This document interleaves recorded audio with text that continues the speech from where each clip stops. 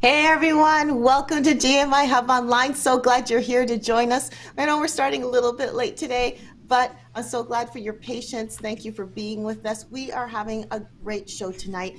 Why? Because we're going to be talking about this mystery of production quality. You ever heard, you get some songs and it's kind of like, it doesn't have good enough production quality. What in the world does that mean? Well, we're going to talk about it tonight. But before I introduce our panelists for this evening, let me introduce you to who the main host is going to be, Daryl Dewick, my wonderful husband, Daryl. Hello, how are you tonight? We're doing good.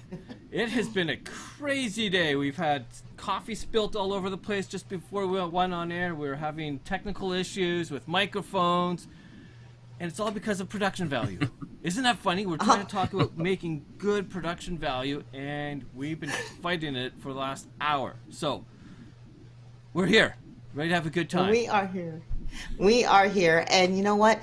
If you can do us a favor as you're watching us tonight, if you're going to enjoy this conversation, you think someone's going to actually benefit from this conversation, go ahead, click the share button and just share this everywhere to anybody that you feel is going to benefit from this conversation. I think it's going to be a really, really good one.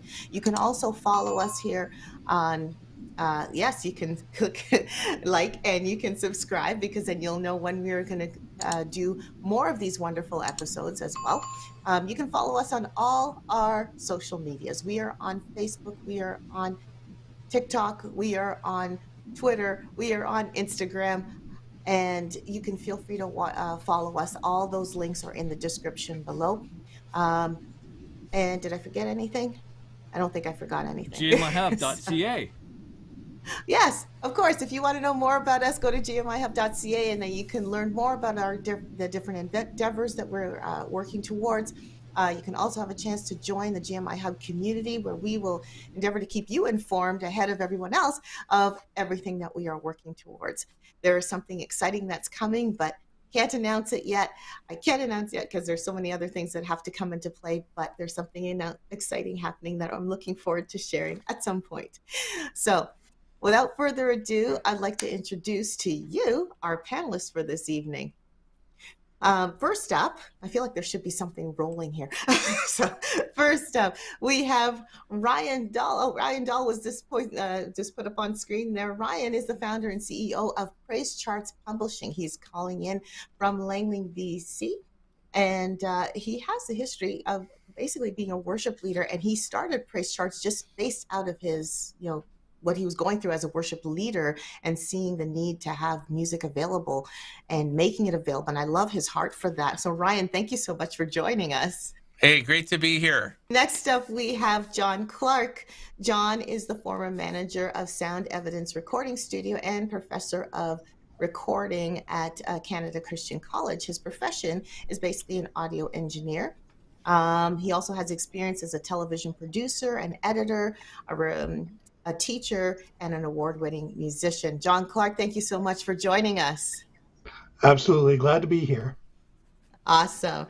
And last but not least, I feel like I should have a trophy for this one. This is, with us we have Steve Lensink.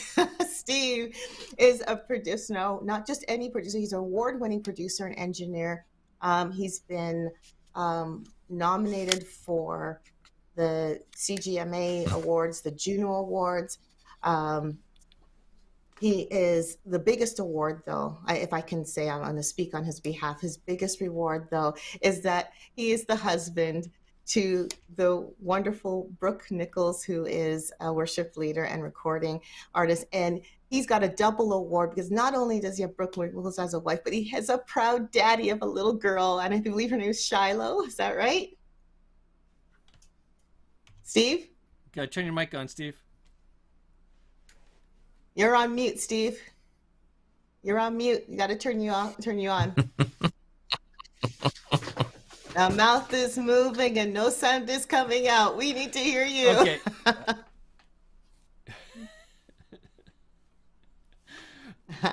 What a day. It is all about production value. Wow. Production value as like Okay. He's laughing. We can't hear you, Steve. Can you turn your mic? Unmute your mic. It is. Oh, I'm you not did. getting signal. We're not getting signal. Oh gosh. So this conversation's about production value. So what we'll do here is here, let's go to Cheryl. And then we'll go to me. So what we'll do here, Steve, if you want to try and re-log in for us, and we'll just continue on here. What a day. So what we're going to talk about is production value. What is a good produced song? We keep hearing that over and over again, that we need to have a well-produced song to get airplay or radio play on TV. But some people go, it is a great produced song. It's a great produced song. But yet, is it? Behind the scenes, we have to give a little shout out to our son, who's 13 years old and learning how to switch this show. So a big shout out to a 13-year-old Cohen. Awesome job. He's doing a peace sign. Okay. So we'll continue on with the topic here. What is a good produced song? Can we make it tangible? That's the big question. Making a song tangible that is well produced. I'm going to start off with John because I know your microphone's working. Okay. I would say that basically a song's only as good as the weakest link in the recording. So if it's, I'll give you an example of that. A few years ago, I heard the latest song from Bon Jovi. Yep. And the musicianship was brilliant. The sound engineering, the mastering, all that was great, and the song was really bad. So as you can see, it's like anything that's bad in a song, like if your microphone's wrong, if it's mischosen, whatever, then it'll sink it. It's only as good as the weakest link in the chain. I would say that the most important element of making a song sound well done is the mastering. That is the final stage in the sound. One thing that's fairly common is you will record the song in different studios. You'll go to one place, record the drums, record the bed tracks, which are the drums, the bass, maybe some rhythm guitar, maybe some keyboard, and then you go to a different studio that might have better microphones to record the vocals, and then a better studio to do the mixing of it, and then you send it to a top place to get it mastered. That's very common, and I've been, like, when I had my studio, I was in various stages. For instance, with one engineer and musician, he could do most of the tracks at his home, but he'd come into my studio to record drums, and so on. So it's only as strong as its weakest link. But I would suggest that you kind of know where your budget is. You go a little cheaper here, so you can go more expensive there, and the later you get in the production, the better it's going to sound, with the mastering being the most important element. So Ryan, what about you? I'm from the world of worship music, obviously. That's what PraiseCharts is involved in. And I'll tell you something I'm seeing is a lot of songs are coming through. And when it's a great song, there is a number of different mixes for that song that are coming out in Spotify, for example. It's just interesting to see. You'll get a great song, let's say it's Hymn of Heaven, or How Great Is Our God. That's a more classic type of song, but there's an acoustic version. There could be like a live big concert version of the song. There could be a live studio version, a very, focused kind of studio version of the song. So this whole question of what makes a great production, it really depends on like what is the sound that you're looking for. And you can have an authentic sound that maybe is more live feeling. For example, I don't know if some of you have heard of Maverick City. They're a really significant group that's starting to come out with tons of great music. And their sound is very raw, very, sitting around the piano, lots of voices. It sounds great, but it's pursuing that kind of like live sound. versus say Hillsong music. You know, Hillsong will put out a studio album. It's super tight. There's no echo. There's no, you know, like some of those live elements are not there in a very much of a studio mix. So bottom line is, well, I guess what I'm saying is you need to know the sound that you're going after in order to talk about like what makes that great produced sound. So that's just a perspective I wanted to bring from what's happening in the world of worship music in particular. Okay, what about Steve? And shout out to Glenn Dumontel, who I know is watching right now, and he just sent me a text to teach me my microphone process as a producer. Yeah, production value always so interesting. A bit esoteric, is hard to define. I think in some sense it's subjective too, right? Like what you know, what some people love a certain kind of sound and other people don't love that kind of sound. So it's a bit subjective in that way. But I think when I think about production value, I think about the responsibility of production value is to sell me the song. And by sell, I don't mean monetize. I mean set up the song in the best way possible. Convince me why the song is great. And what parts of the song are great. And when I say production, I think about production as instrumentation, arrangement, and then mix and master, like John mentioned. And so there's all these different pieces of the puzzle that fit together throughout the process. But the job of all of it is to sell me the song, convince me why it's great, move me with the song, with the lyrics, what it's about. And if any part of that production value, the instrumentation, the arrangement, the mix, the master, if any of it gets in the way of that, then I think we can say it's not good production quality. So the job of the production quality is to serve the song. And if it all does that, then it's good production value. That's what I would say. Okay. Now, some people will say production value is very subjective, right? And you've all made some very, very good points of what would give a song higher or perceived higher production value. But my question is, can production value actually be measured? Like, can there actually be like a formula that says, well, if your mic is set as a certain way, or if their mastering is done a certain way, or whatever? Is there a way to measure production value in your minds? I would say that it's. I once read someone, an artist, and they asked him what's the difference between a good work of art and a bad work of art. And he said, look at 1,000 paintings and then you'll never have a doubt again. I can't say what makes it good or bad. I just know it when I hear it. And I think most people are like that. They'll say, this sounds professional, this sounds good, this sounds radio ready. While another song will say, yeah, it sounds a little bit more, I don't want to say raw, because sometimes raw is what you're going for, but it sounds a little less raw, or more raw, or less polished. Good point, John. What you said about the different contexts, because depends on what you're going for.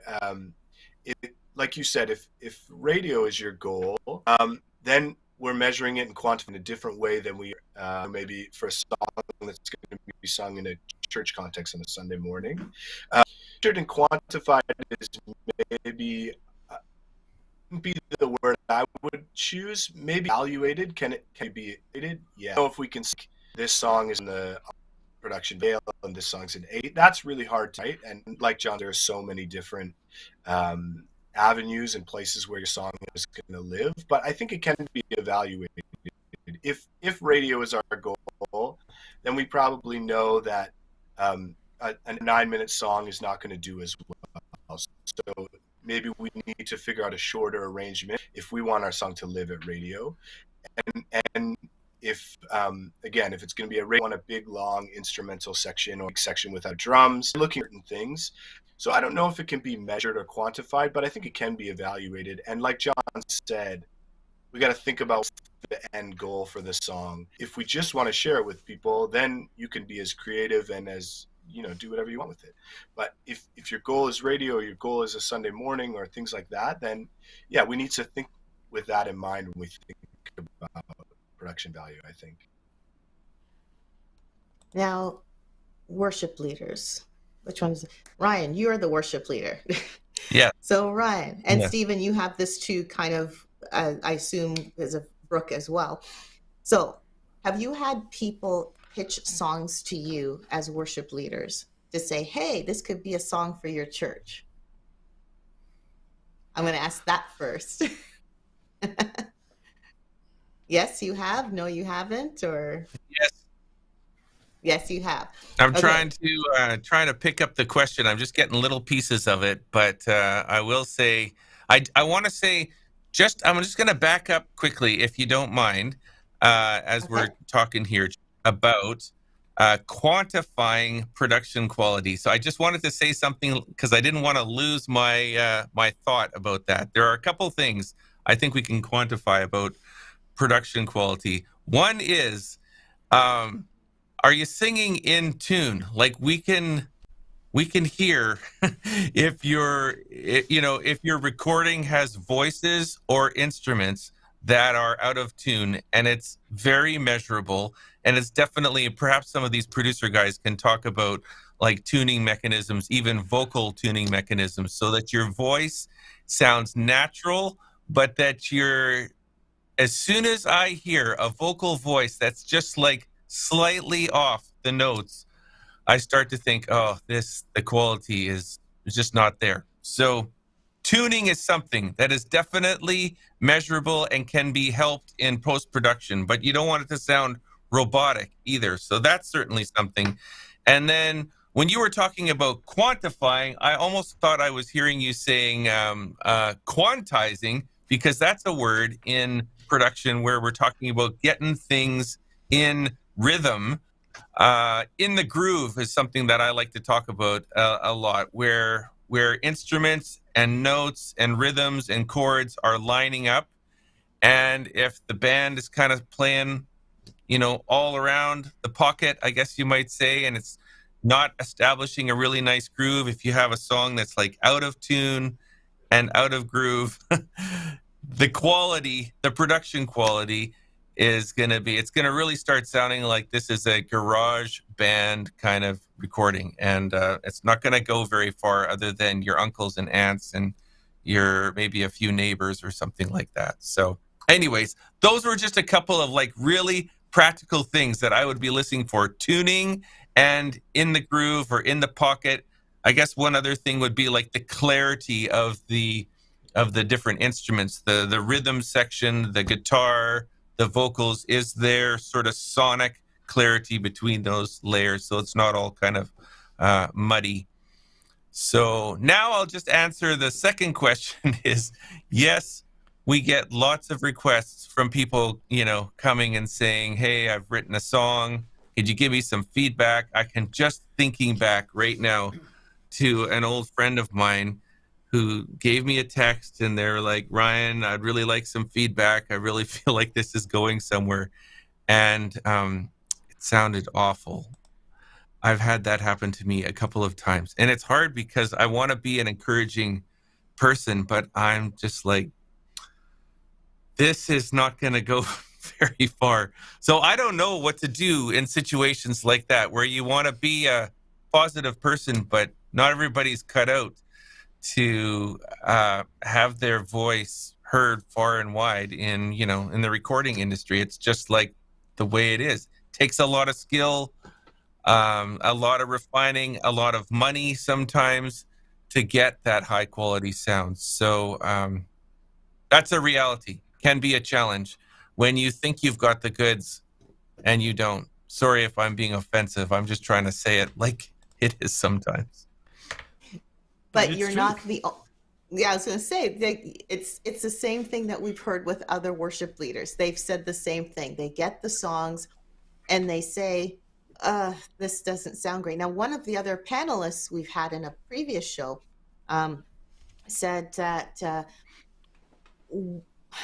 one of the requirements, especially when a song is being presented to a worship leader, is that the song has to be at such a level of quality that's even better than what the instrumentalists, their own instrumentalists and their own singers can do, so that they have something to strive for. So I'm interested, Ryan, when you said that you received this song, and like many other worship leaders, they'd say they received the song and it didn't quite cut the mustard, so to speak. Was it a lot of what, based on some of the issues with the songs that you're thinking of, was it the vocals, for example, weren't strong enough, or they weren't on pitch? Were the instrumentalists not in the pocket? Was it not clear in terms of the sound? Was it any, were those type of things the things that kind of made you go, this isn't going to work? Yeah, I would definitely say, I'm sorry if I'm a little bit behind you, but all those things that you're mentioning are things that I would have heard and wrestled with as kind of a gateway to, giving the person a green light or encouragement, saying, hey, let's work on less. I think there's potential here, and seeing that there probably isn't that potential. So for sure, it's when you hear the voice that it's hard to, reach that proper tuning, or they don't really know how to play their instrument. These are kinds of, situations where I'm hearing that and thinking, I'm wondering if this person is watching their worship leader or wanting to be a part of this kind of recording industry, this YouTube world, Spotify. All these avenues are so accessible to us, and we all think that we have the skills to kind of contribute into that. And it's not like that we don't. It's just that there are some realities about people that actually have their songs played on the radio or actually get more than a dozen listens on Spotify or YouTube or anything like that, that there is finances, there is a craft, there is such a level of dedication that goes into that kind of songwriting. And I just kind of want to raise people's expectation of, if I want to contribute to this, I really have to kind of commit myself. And, so that's just a perspective I want to bring. That's awesome. I'm interested, Steve, you were smiling when I asked that question as well about the getting samples of songs to present to your church, as worship leaders and even as a producer. Do you get songs coming to you from artists saying, hey, I'd love to either get your feedback on it, or there are songs that they say, hey, I think this song would be great for the congregation to sing. Would you and Brooke sing it for me? kind of thing. And I'm just curious to find out if you find the same thing that Ryan was suggesting. Yeah, it's a great question, and we do get it a lot from in both contexts, at our home church and so my wife Brooke is a worship leader, and often we get people sending us songs and saying hey, would you want to use this? Would you want to lead this? And I think in those contexts, I think we're probably more critical on a songwriting level than maybe a production quality level. We're more likely to turn down a song that sounds great, but isn't maybe as well written, or isn't what we want to be singing about in our church, or things like that. So we're probably more critical on a songwriting level than we are on a production quality level. But yeah, in that situation, if you want to convince somebody that your song is great, or your song should be used in a certain context, it needs to be at a production quality level that they can be convinced of that, right? Like we talked earlier about, you have to sell me on the song. And like Ryan just said, you have to have realistic expectations, right? So if I'm going to send a song to Ryan and out of the blue say, hey, I'd love for you to, lead this song at your church, I have to know that he's comparing that to Hillsong and Bethel and Elevation and all these other songs that he might introduce at his church, or Shane and Shane, or whoever is, in that context.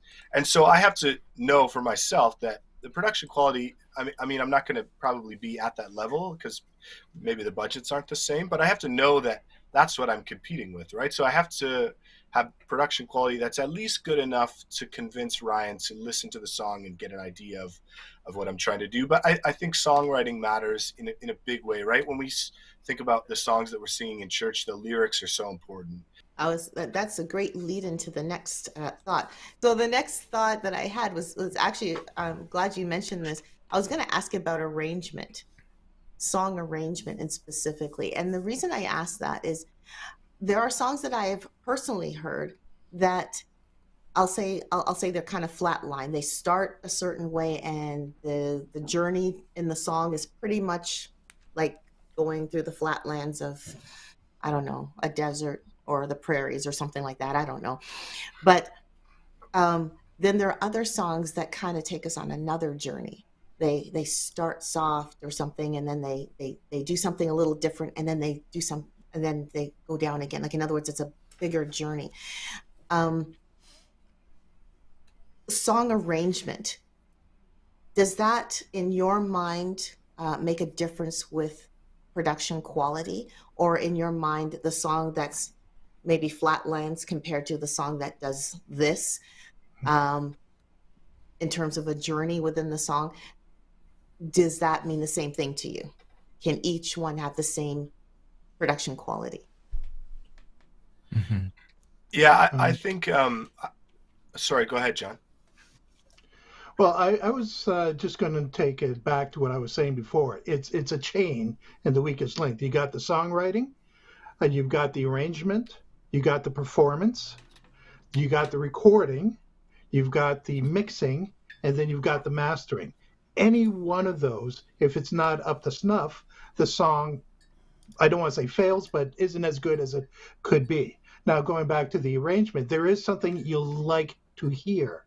You like to hear a song that builds, maybe. I remember once I was working on a song, and basically the musicians just played right through it. Didn't really have a lot of dynamic there. They just played right through the song. But then when I was mixing it, I just cut out everything except the piano for the first third, and then I brought in the drums, and then I brought in or the drums and the bass, and then like the next quarter I brought in some of the other instruments, the lead guitar and the organ and so on. And so this song, and I thought it was a mediocre song, but as I was working on it, I kind of fell in love with it, and just listened to it build and build and build the way I did it. I took a little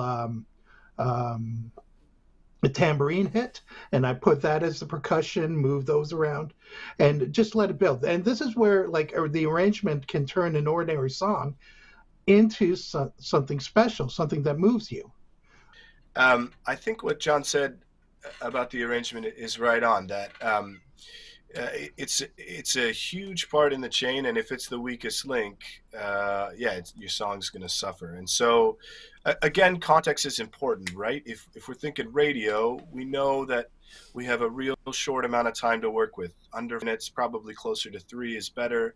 We got to get to the chorus before a minute for sure.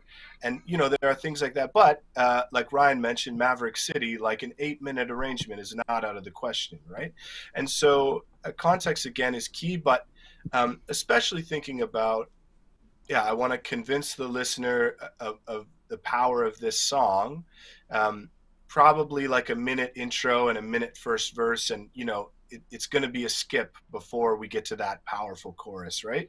And instrumentation arrangement works with that too, right? If the instruments aren't supporting what the song is trying to do, then the arrangement isn't helping convince me that the song is great. So I think, arrangement is a huge part of that piece, both in terms of song structure, but also instrumentation.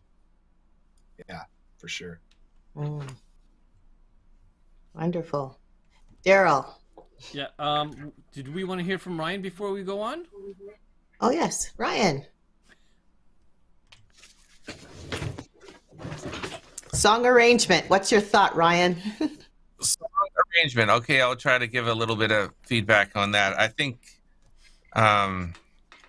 certainly the like back to the theme that I've been saying with a number of approaches that you can take to a song, whether it's a live setting or if it's a studio setting or a radio setting, that's going to really impact the arrangement. For example, with radio, typically you only have 3 or 4 minutes, so you're going to have to, there's not going to be a lot of freedom, not be a lot of, repetition and all of that. There's not going to be as much buildup. There's not going to be a tag in the ending.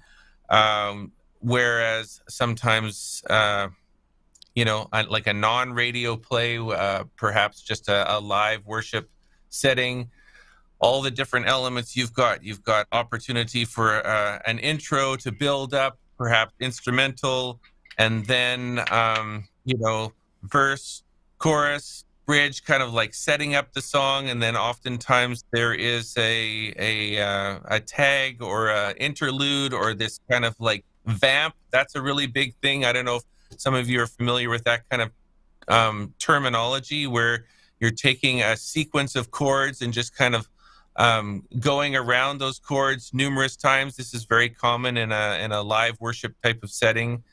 And then a tag is another example of something in an arrangement of a song where you're coming to the end and then you're just running the sequence of chords, around and around. And then sometimes a song that would typically only have about 3 or 4 minutes of content can actually stretch to be 7 or 8 minutes.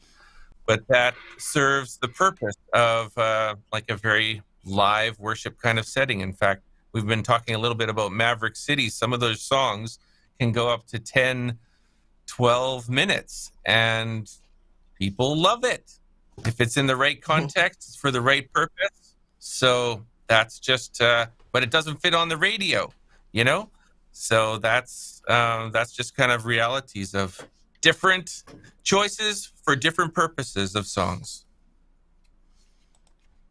That's true.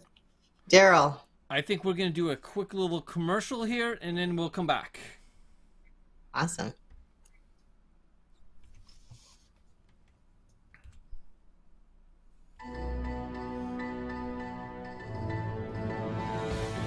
Are you writing a Christmas song?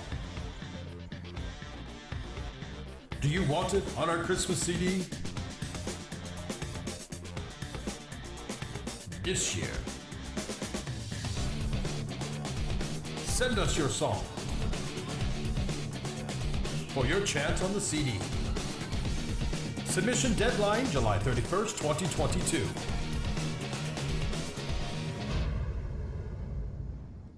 Family Christmas Volume 3, Christmas 2022.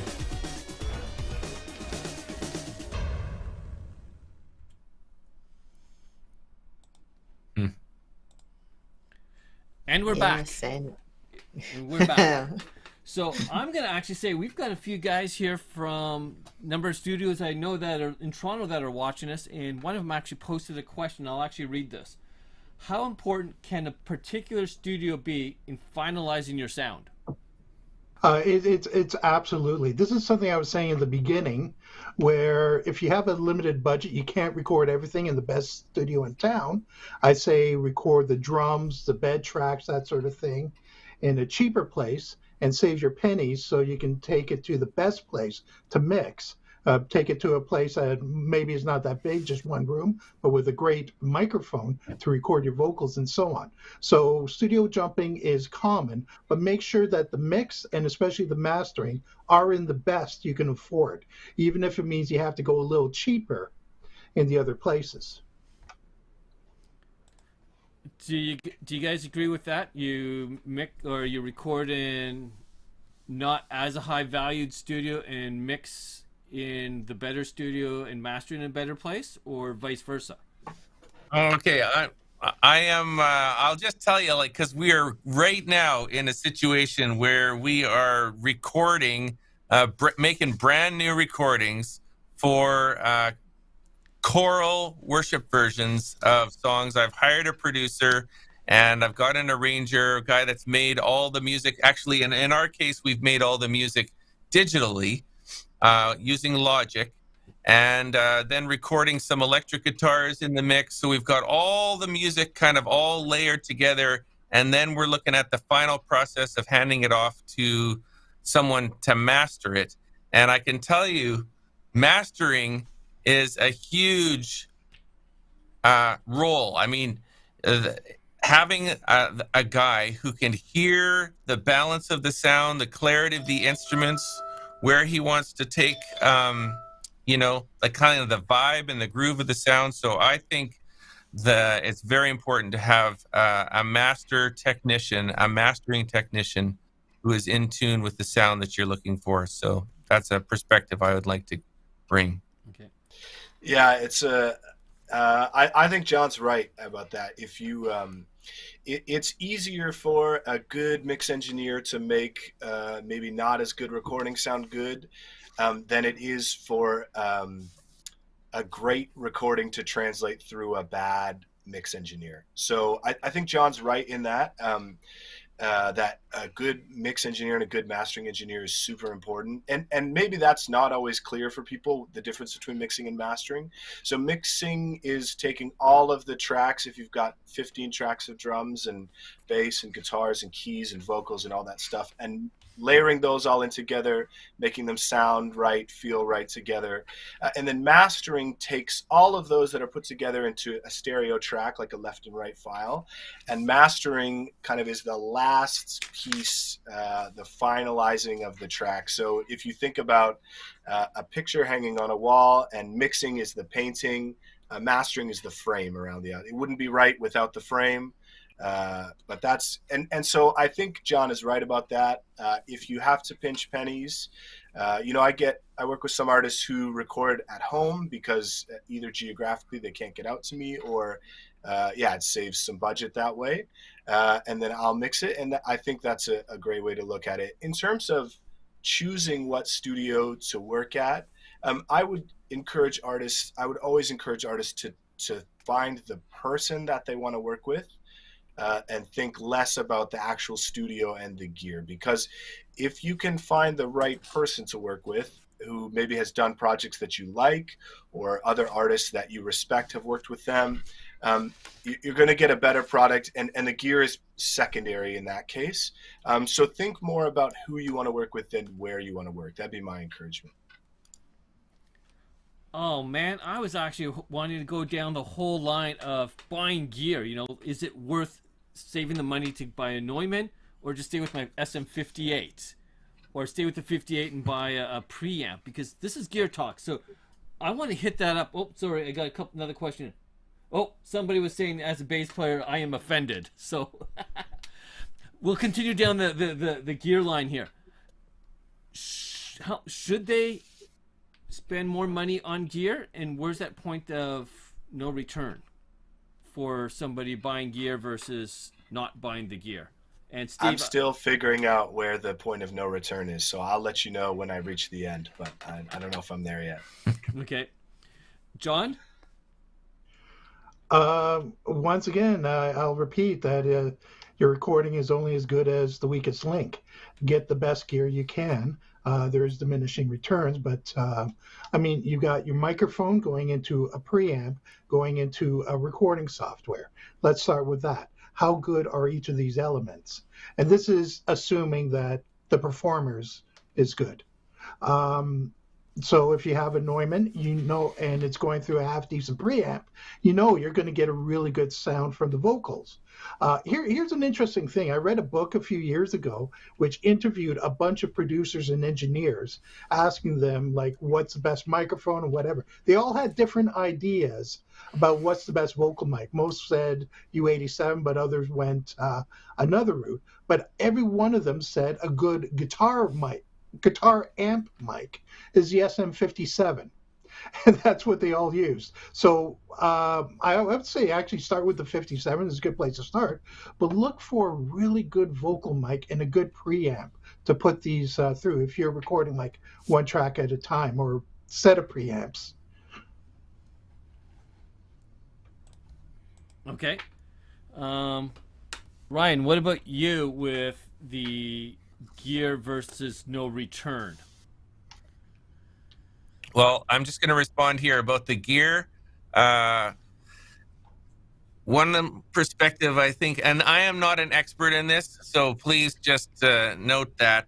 But I would like to give the perspective that in this day and age, there is the hardware gear of, whether it's an SM57 or whatever kind of microphone you have, but there's so much that can be done nowadays with the post processing, like all the digital apps that can get stuffed into Logic or all the different DAWs, they call them, digital workstations, so that they can take a sound that maybe wasn't the best sound, and they can sweeten it or adjust it and do all the digital elements to it.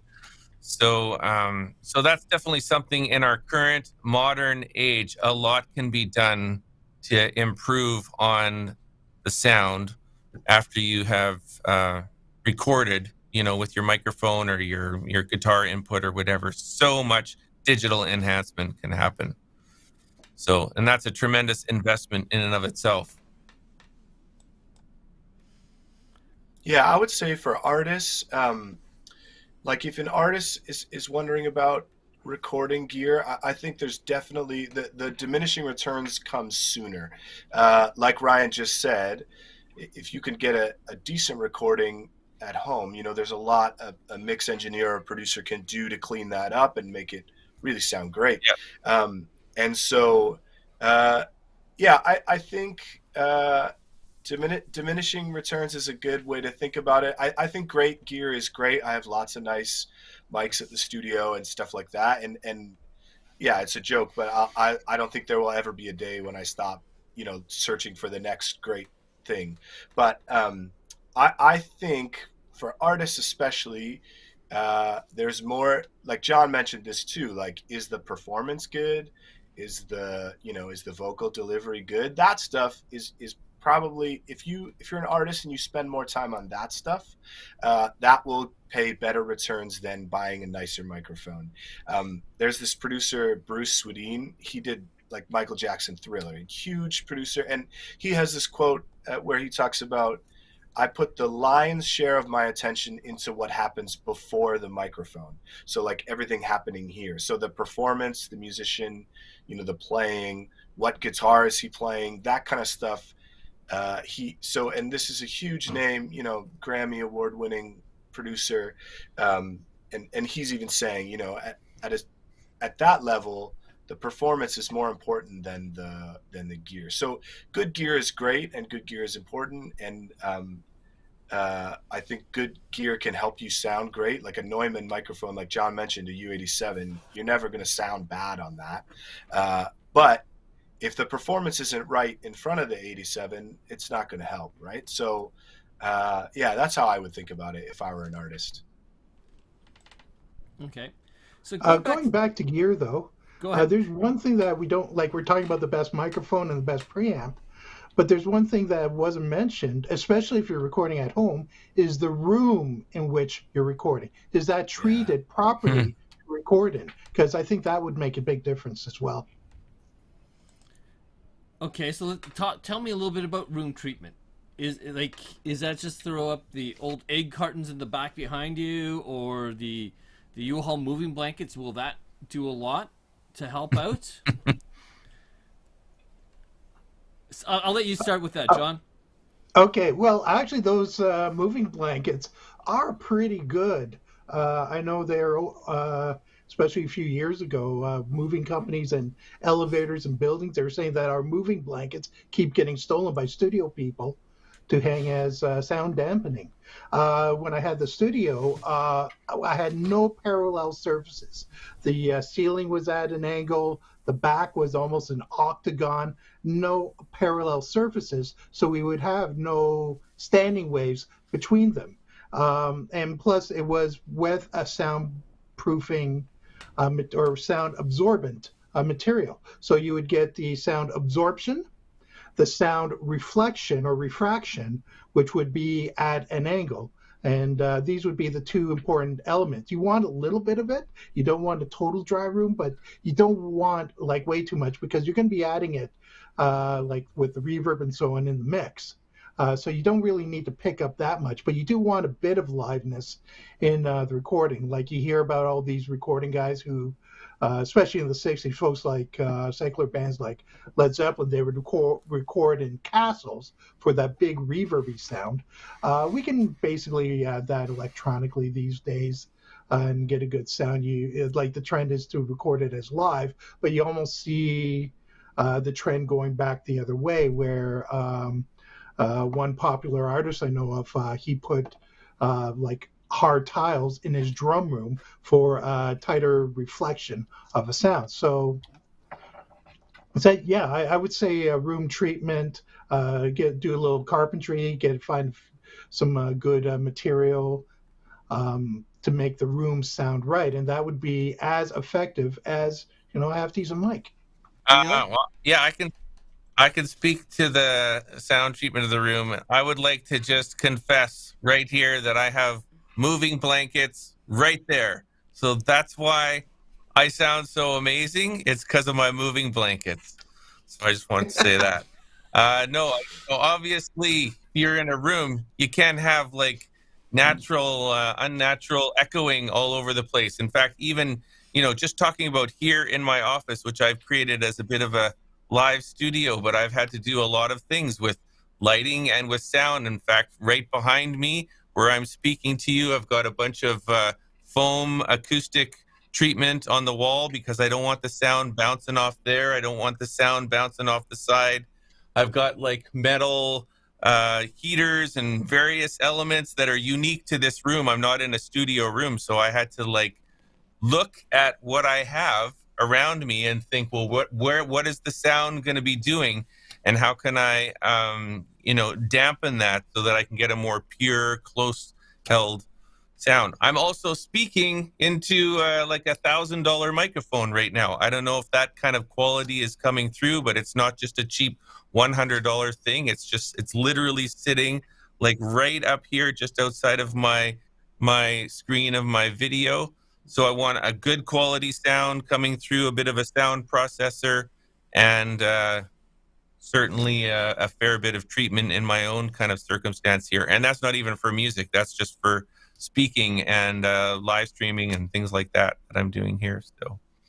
So yeah, lots that needs to be taken into consideration into your unique room if you don't have a very dedicated, ground up built studio space. It's going to be important. Steve, I see you have great sound treatment right behind you. Yeah, right. Yeah.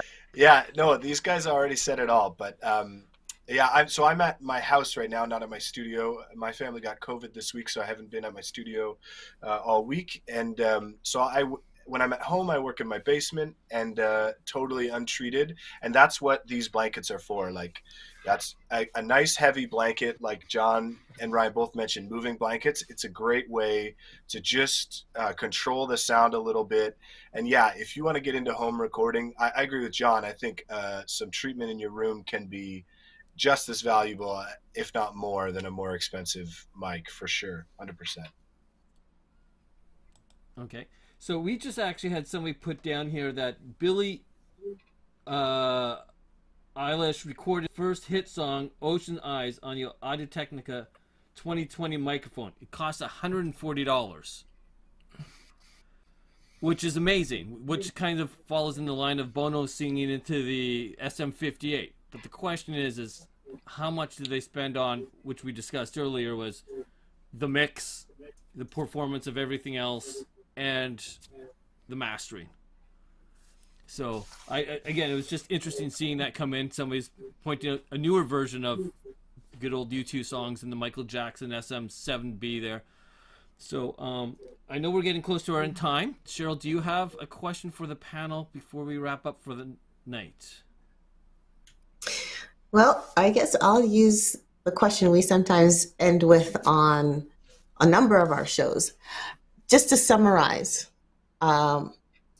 if someone is wanting to take a song that they have written and they want to record the song and they want to present the song, and I know it's different circumstances. Some of them want it for radio, some of them want it for congregation singing, some of them want it for a live setting, some of them want it for something else.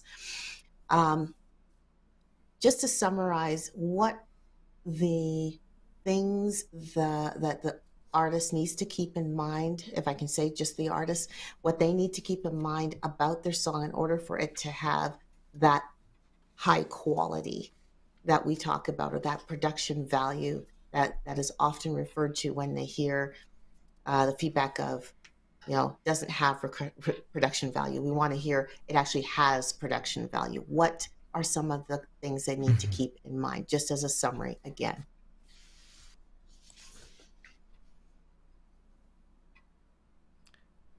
Elevator pitch on what makes the production value good. I'm pointing because I'm going, which one do I pick? Eeny, miny, miny, mo. Which one is it going to be? Well, I could speak to that a little bit if I can fit in there. Awesome, I'll just give you one tip that I have. You can just go with this. I've got a couple of tips that I wanted to leave with this. The one thing would be this. Everybody has to start small. We don't start big. We don't start on a stage with 10,000 listeners and, filling stadiums and stuff like that. So even myself, like I have a YouTube channel that I do. I do a praise charts or a live thing, just kind of like what you were doing. It's not like I don't have hundreds of thousands of users. I just started last year. Start small, start with a small audience, start with what I can do. If you're a songwriter in a church, don't have your eyes on like, I'm going to get this song played by the radio. How about start with your small group? Get, a guitar out and sing your song in front of 12 friends or something. Like, start small. Even some of the greatest songwriters out there, like Matt Redman, for example, or Dennis Jernigan, or people like that, they write thousands and thousands of songs. We only know 10,000 Reasons and, Blessed Be Your Name, or some of those like big hit songs. They have written so many songs that have gone nowheres. And these are like big name signed artists. So that's just like one perspective I just want to have, is have a realistic mindset of starting small, be dedicated, be realistic, and then let the song speak for itself. If it's really great, it's going to catch on. Here's like just one quick little story I heard about Don Moen, he wrote that song, Give Thanks. I don't know if you remember that from the 1970s or 80s, but he just like literally wrote that song on his piano, wasn't even planning on having it go, nationwide or whatever. Somebody heard it from the back of the bedroom, and then suddenly he was out in Africa playing a concert there, and people are singing his song. He doesn't even know how they heard about the song. So great songs will find a life, if in a natural kind of way.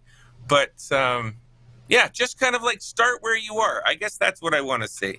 Don't start thinking I'm going to get on the radio. Start small. That was like my main thing, which was just I wanted to convey everybody needs to start small in their own sphere of capability and influence.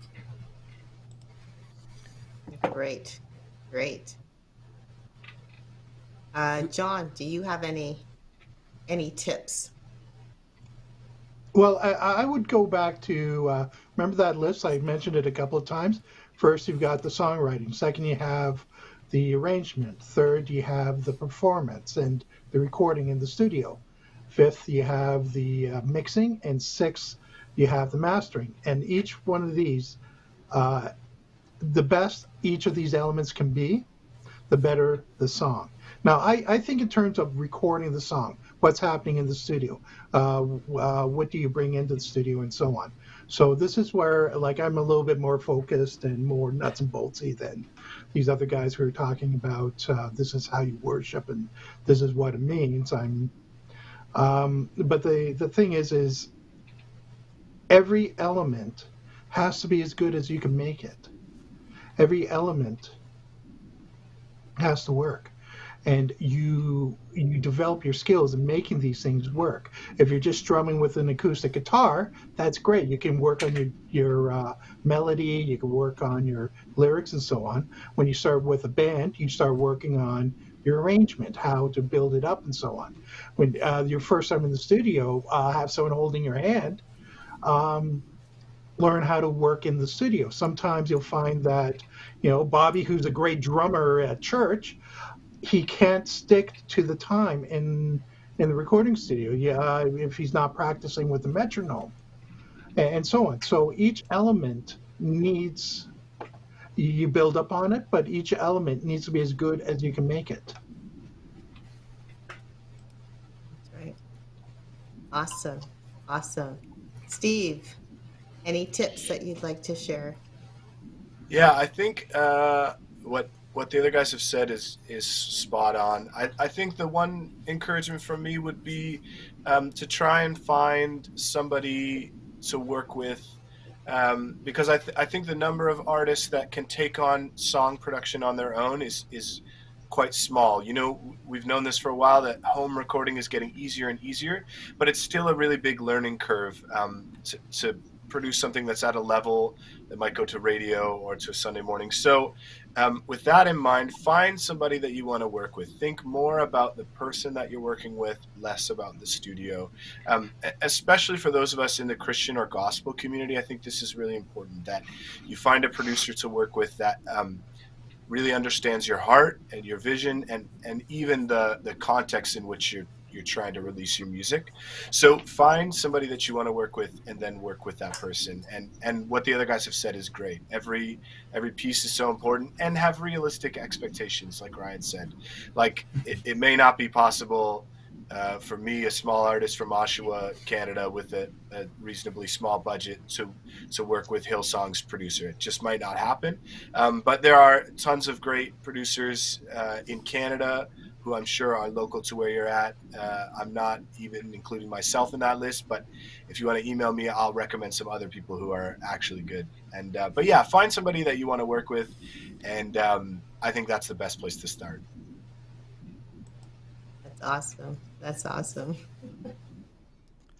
Daryl, do you have any comments? It's been a good night. I've enjoyed myself once we got through a number of the bugs. So now our production value is turning out really good. Well, you know what? Again, we had bugs right from the get-go, but they're gone. And I'm going to say for next month, we're actually going to take a dive a little bit more, not into the production side, but more onto the tech side, where we're actually going to talk about not just what a microphone is. We did that, I think it was 2 years ago, but actually get into trying to show off how to use your microphone that you have and your microphones that you have for some of the different instruments. So we're gonna have some fun with that. So we'll talk maybe if you guys want to come back, and we've got a couple other guys that are wanting to come back and get into the nitty gritty about the engineering side with the microphones. That's great. That's for next month. Cheryl, do you have something else to wrap this up with then? And next week, we are going to be back again. I don't know if you know about this, but generally, I've been really fascinated. I think I've probably said it a few times in a number of our programs, but I've been really fascinated with some stats that I've been hearing. And one stat that really has intrigued me is popular music across Canada. What sounds are really getting the attention of listeners or basically our Canadians around here? And I talk about Canada, and not because I want to exclude anybody else, but I'm just really curious about how Canada works. That's all. And so I was really intrigued to hear about, for example, in BC, we're in Ontario, but I was so intrigued to learn that in BC, rock music is really, really strong. And in Alberta and Saskatchewan and maybe even Manitoba, the country sound, and in Ontario, R&B, and in Quebec, EDM, and in the Maritimes, I believe it's country as well. I was so intrigued to learn that in general, these are the sounds that people are drawn to. And yet, it brought this question to me about how is this affecting Christian music? How is it affecting gospel music? So next week, we're actually going to explore that. Next week, I'm so thrilled. We're going to have Jeff Cato on. We're going to have Deshaun Jones back. He's been a panelist with us before.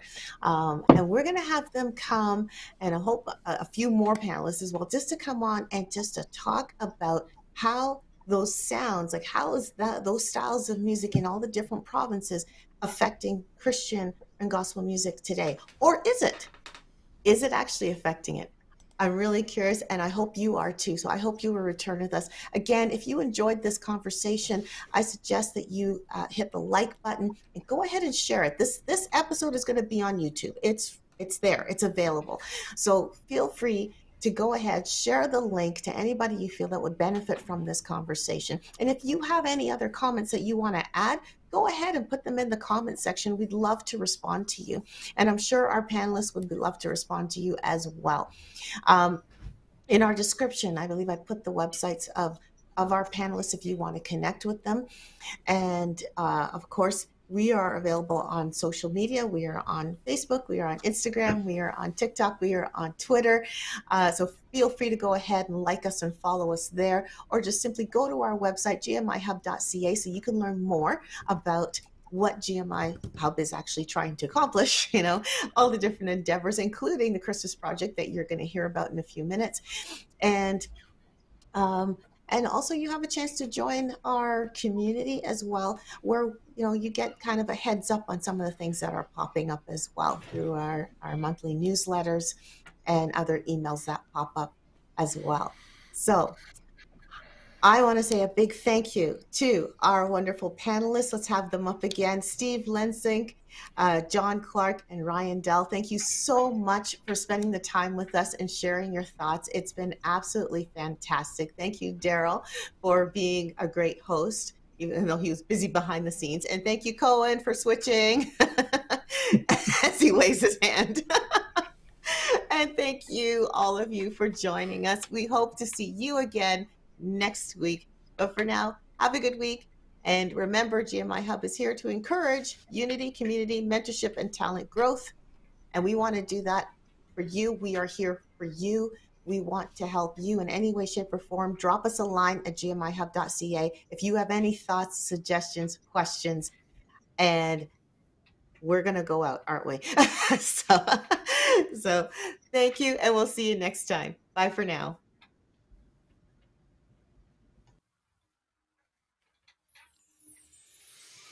GMIHub is accepting new songs for their 2022 Christmas compilation. To find out how to submit your song, go to www.gmihub.ca today. GMIHub Family Christmas Volume 3. Ho, ho, ho, ho, ho.